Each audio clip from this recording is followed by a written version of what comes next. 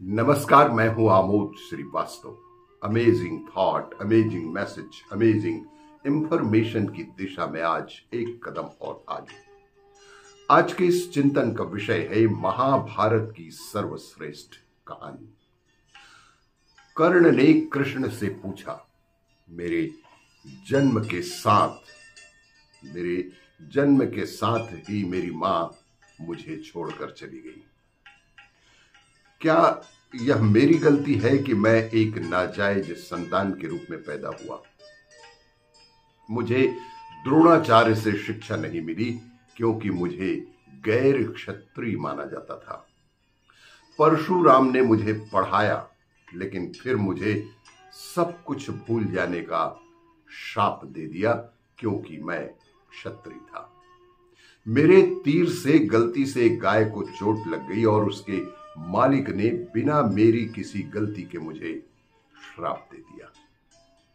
द्रौपदी के स्वयंवर में मेरा अपमान हुआ। यहां तक कि कुंती ने भी अपने अन्य पुत्रों को बचाने के लिए ही अंततः मुझे सच बताया। मुझे जो कुछ भी प्राप्त हुआ वह तो दुर्योधन की दानशीलता से ही प्राप्त हुआ, तो फिर मैं उसका पक्ष लेने में गलत कैसे हुआ? भगवान कृष्ण उत्तर देते हैं कि कर्ण, मेरा जन्म जेल में हुआ था। मेरे जन्म से पहले ही मेरी मौत मेरा इंतजार कर रही थी। और जिस रात मेरा जन्म हुआ मैं अपने जन्मदाता माता पिता से अलग ही हो गया। आप बचपन से ही तलवारों, रथों, घोड़ों, धनुष बाणों का शोर सुनकर बड़े हुए। मेरे चलने से पहले ही मुझे केवल गाय के झुंड का शेड, गोबर और मेरे जीवन पर कई प्रयास मिले। न सेना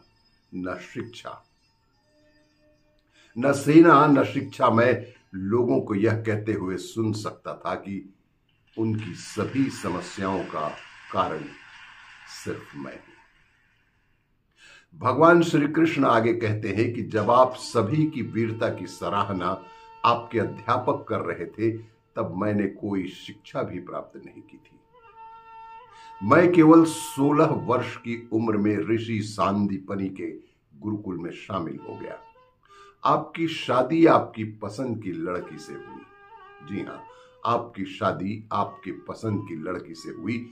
मुझे वह लड़की नहीं मिली जिससे मैं प्यार करता था, और इसके बजाय मैंने उन लोगों से शादी कर ली जो मुझे चाहते थे या जिन्हें मैं राक्षसों से बचाया था। जरासंध से बचाने के लिए मुझे अपने पूरे समुदाय को यमुना के किनारे से दूर समुद्र तट पर ले जाना पड़ा। भागने के कारण मुझे कायर भी कहा गया। यदि दुर्योधन युद्ध जीत गया तो तुम्हें बहुत श्रेय मिलेगा। यदि धर्मराज युद्ध जीत गए तो मुझे क्या मिलेगा?